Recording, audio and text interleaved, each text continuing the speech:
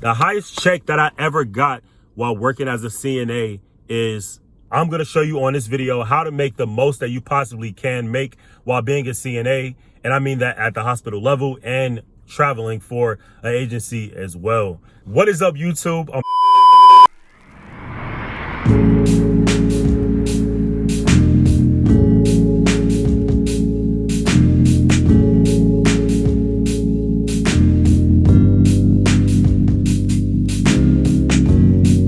What is up, YouTube? I'm back at it again with another video, and this is going to be Vlogmas video number 4. This is the 4th video that I have for the Vlogmas schedule, and as you can see from the title below, we're going to be talking about money today. I already told you guys I don't like talking about money because I did a video before talking about the staff pay of a CNA compared to, you know, a travel pay. But I haven't done one that's really talking about the situation that I have going on now while working as a certified nursing assistant. So we're about to get into it. But before we get into it, go ahead and like, go ahead and comment, go ahead and subscribe. Pay is something that, you know, as a CNA, you can't expect to make the most money ever. And, you know, it's not something that people, you know, really get into for the money, but for it being a stepping stool for nursing, it's not a bad option. It's not a bad option. And I'm going to show you on this video how to make the most that you possibly can make while being a CNA. And I mean that at the hospital level and traveling for an agency as well. So yeah, go ahead and like, go ahead and comment, go ahead and subscribe. If you know about anything regarding your state, go ahead and comment below any details that maybe I should know, or maybe, you know, other people that's going to view this video should know. But I'm in the state of North Carolina. So I'm in North Carolina, and this is going to be a roundabout rate, roundabout salary as what a CNA is going to make in the state of North Carolina. So I don't know too much about, you know, California. I know it's going to be higher. Florida, I can assure you, or kind of like, if you're not in Southern California, it's most likely going to be lower, because I know Georgia, South Carolina, and Tennessee, it stays around the same for the Southeast region, which is where I'm at. So Florida is going to be lower. Texas could possibly be more. And I know the Western states, California, and also up further north is going to be more as well. But like I said, roundabout number, you know, take that with a grain of salt. Take the numbers that I'm going to give you with a grain of salt, but they are accurate for my area. So here we go. Now, I'm not going to sugarcoat at all. If you are a CNA, you're not going to be making, you know, millions and millions of dollars, of course. If you are a CNA, you're not going to be, you know, on the higher, you know, pay rate for your state or even for the industry at all. So, you know, kind of be aware of that. Like I said, no one gets in a CNA or, you know, a patient care for the money. Because you're not a nurse yet, you're not a doctor yet, you're not whatever you're going to school for in healthcare. You're, I'm not going to say just a CNA, but you're just a CNA. As I told you all before, techs don't really have that much importance in the healthcare game. Like, they're vital, don't get me wrong, we're vital, but we don't have the pull and the importance to pull in a lot of money. As in, like, nurses have the ability to do, doctors have the ability to do. But it can be sufficient for whatever lifestyle you're trying to live. So let's go ahead and get into the numbers. When I first started as a CNA, I was a brand new CNA at the beginning of this year. And I'm only doing this video because I've hit a year now, basically. A year now at the hospital level. So, you know, let's give me a little hand clap for that. So yeah, I hit a year. And at the beginning of the year, I was working at an agency. So the agency that I was working at, they paid me roundabout, this is the holiday time, I want to say the end of December, closer to February or late February, early February, late January is when I started working at the hospital. But when I first started, I was getting paid $27 as an average. So the lowest facility was offering 21, the highest facility was offering 32, and that 32 really was only for the holiday time. So that's your Christmas, that's your New Year's. Around the middle of January, that sloped off tremendously, which is why I even applied to start working at a hospital, because I wanted more experience. I got tired of being at a nursing home. I got tired of the ratios that I was dealing with. And it wasn't appealing to me anymore. And I wanted to go into the hospital system and kind of, you know, figure out what it's going to be like when I actually do become a nurse. So when I first started, I was getting paid 21 to 32 with the average of about 26 or 27. And those paychecks that I was bringing were about $700 a week. I was working 3 days a week, and it was about $700 a week. Then you tax out a little bit, so around $600 a week. I think my checks is around $600 a week. Now that's decent bread, decent money, but it is a nursing home. And I told you the conditions at a nursing home will be a lot worse than being at the hospital. The hospital pays more. Flat out, from what I'm seeing, the hospital pays more. That's if you are not a traveling CNA. But if you just sign to an agency in the state of North Carolina, you have more access to a hospital. Let me not say the hospital pay you more. You have more access to shifts at the hospital. There's often times where the agency that I was working at was PRN. They would say simply, hey, we have a need, can you come in? You come in, you get paid 21, you get paid, 22, 23. Every facility is different, but it wasn't guaranteed. So I would go in and I'll be like, hey, I want to sign up ahead of time before all the shifts are gone. Give me 3 days this week and 3 days next week. Okay, cool. We'll do that. Not a problem. Sometimes I'll sign up and say, hey, give me 1 shift this week, 3 shifts next week. I'll try to call in because, one of my classes ended early and I wanted to go in. And they said, oh, we don't have any more shifts available. That happened often. And I'm going to get more into that later on in the video for the hospital because it can be the exact same thing. But the pay for CNA was about an average roundabout was about 600, a little more than 600 a week. Now that's for the agency. That's for the agency I was working at. If you're a staff CNA at a facility, it could be different. I don't know because I was never staff. I was only always a agency tech, and then I went to the hospital. But the hospital is going to be the greater portion of this video, so make sure you stay tuned for that because that's where all the juice, the meat, and potatoes are for this video.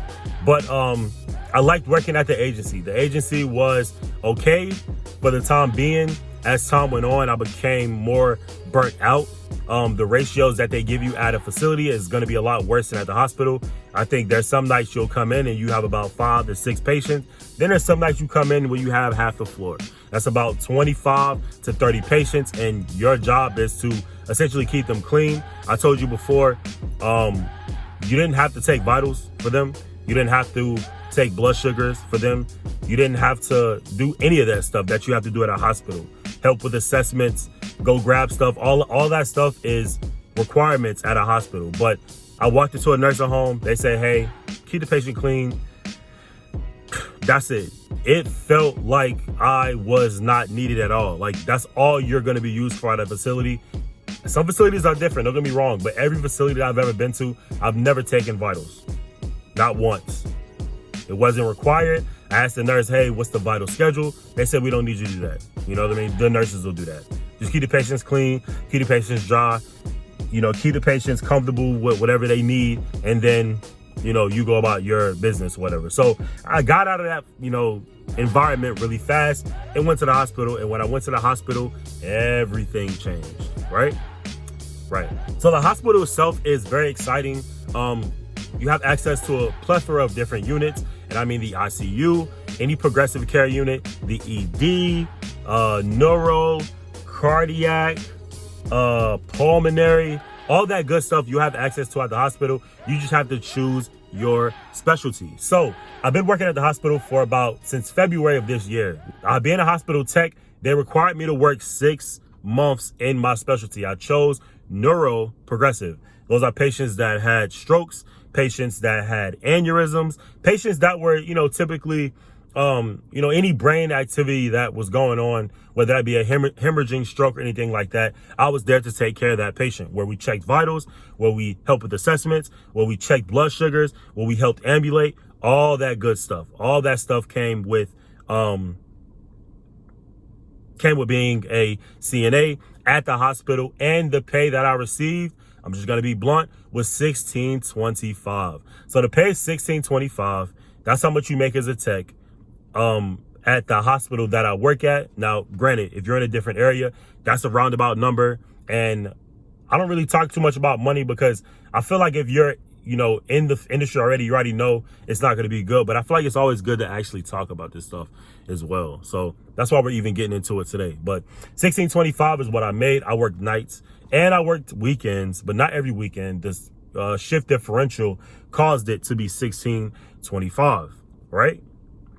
Right. So $16.25, and I worked 3 days a week. So with those 3 days a week, I end up making less every 2 weeks, because that's how they paid it, every 2 weeks. Instead of the agency I worked for, they paid it weekly. So $16.25 every 2 weeks we got paid. My paychecks were around $960, close to $1,000. If I worked a little, you know, extra shift, you know, it would bump it up to like $1,000. If I didn't work an extra shift, it would stay relatively around $980 to $960 or so, right? Right. So that's not, it wasn't good enough. I did it for 6 months because I had no other choice, because I was signed under a contract. But I knew once I left the unit, I would be able to have access to something else. My entire time I was trying to get PRN and I didn't get it. I wasn't allowed to get it because I was still under the contract that I signed for 6 months at the hospital. They do offer bonuses at the hospital. So if I was working extra shift, there's a chance I can get an extra $225. There's a chance I can get overtime. So with that overtime, roughly, which I wasn't able to work a lot because my first semester was nonstop crazy, I made about a consistent $980. But, you know, on those weeks or whatever where I can work an extra shift, it will bump my check up to about 12 around the agency thing. And it was less work than the agency from what I saw. A lot more strict than the agency, but less work. So, you know, I essentially got paid, you know, 11 to a little more than 1,000, with sometimes hitting that 1,200 mark.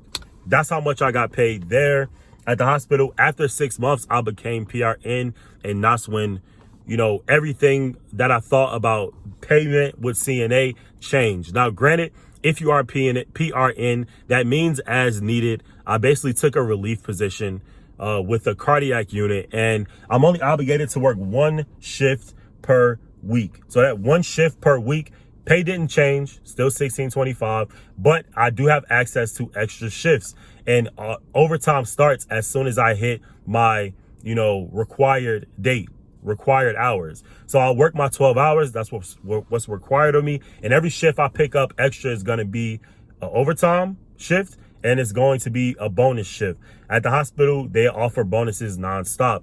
Every hospital is different. Some hospitals offer bonuses for the shift. Some hospitals offer bonuses for the hours that you work. So, you know, instead of getting paid an extra $225 like my hospital does, you can get paid extra $60 dollars an hour, extra $30 an hour, which essentially adds up to, you know, essentially what it needs to be for your bonus. They kind of all, you know, go hand in hand. It's just, you know, that's how the breakdown goes for healthcare, right? Still, with PRN, I make more now than I did when I worked at the agency, and also when I worked at the first unit that I worked at when I was in the hospital, the neuro unit. Okay, so the only downside of being a PRN or relief tech is you're not obligated those shifts. There's some weeks where I only work 2 days. There's some weeks where I only work, where I can work as much as needed. But I will say the plus to being a PRN tech is you can work and you can have access to bonuses right after. You can make a lot of money for the hours that you are, you know, willing to work. It's just not consistent. That's the only thing I would say, the only downside. But, you know, there's the highest check that I ever got, drum roll. The highest check that I ever got while working as a CNA is $2,400, and like, I think it was like $2,450 something or like that. $2,457. I have to go back and look, but I want to give you guys a roundabout because I don't have the numbers in front of me. But it was $2,450 something, and that was with me working 4 days a week for 2 weeks. Now, that's a big, you know, jump from $900. So that's what I'm saying. Like, the inconsistency is okay if you're able to capitalize when the iron's hot, strike when the iron's hot. Because even if I was to work 2 paychecks worth, which is a month, that paycheck essentially when I first started was only $1,800, and here I am in 2 weeks making 24. Granted, that was a week where the hospital was super short, where they needed the extra help. But even with me working my obligated shifts, maybe like 3 shifts a week, my obligated shift and then 2 extra shifts, I'm still bringing home around 17 to 1,800, which is, you know, still double what, you know, I made when I was working as regular staff. So the only downside is, I know some of you guys get, you know, benefits or healthcare insurance. You need those benefits. You don't have access to them as a PRN tech, and that's the only downside. You know what I mean? So if you're able to get that anywhere else, or, you know, get your own private insurance, that would be the best bet. But I feel like that's you know, something that you should definitely look into if you are looking to become a PRN tech. The money is not amazing, but you can capitalize as much as you need to capitalize while working as a tech. And I don't see too many people speaking about the money side of being a CNA, unless you're like a traveler. Travelers, they make a whole lot more, and I'll do a video breakdown on that, you know, pretty soon. Maybe I'll be picking up a travel contract as a tech, but that's what you can make as a CNA, nursing tech, in the state of North Carolina. So yeah, I didn't want to make this video too long. This is Vlogmas number 4, a vital video, something I get asked a lot, and I'm glad I was able to do this for you guys. So if I answered some questions, go ahead and give me a like, go ahead and give me a comment, go ahead and all that good stuff. I appreciate it. And that's all I got for y'all in this video. That's all I got for y'all in this video. Peace.